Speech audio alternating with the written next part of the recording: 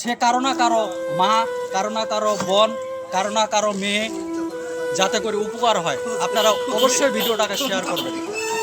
প্রিয় দর্শক, উনি কিন্তু আজকে প্রথমেই এখানে।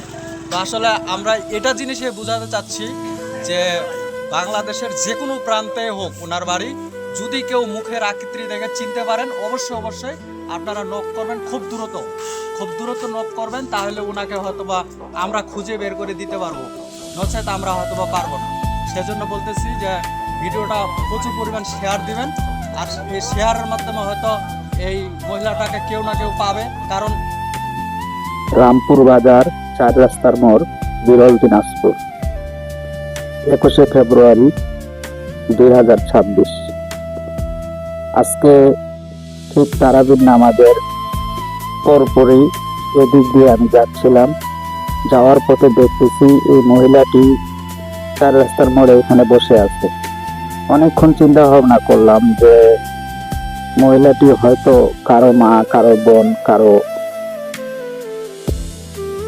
তারা হয়তো খুঁজতেছেন, তারা হয়তো অনেক খোঁজাখুঁজি করতেছেন।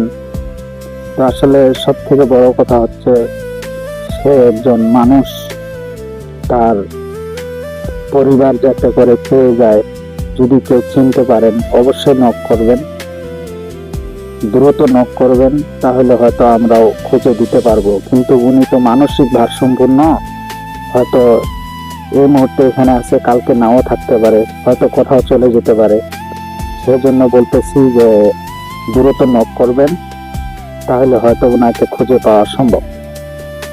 তো উনি এখানে আছেন, এখানে বিভিন্ন জনের বিভিন্ন খাবার কিনে দিচ্ছেন।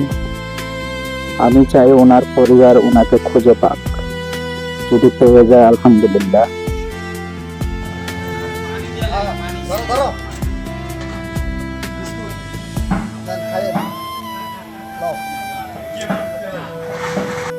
মহিলাটিকে কিছু কথা জিজ্ঞেস করছিলাম, কিন্তু সে বলতে পারে না, কিছুই বলতে পারে না। উনি মানসিক ভারসাম্য। প্রিয় দর্শক, আমরা এখন এবং কি সম্ভবত উনি ব্রেন শট, ওনার ব্যাপারে আমরা একটা মানুষের কাছ থেকে কিছু জিজ্ঞাসাবাদ করি।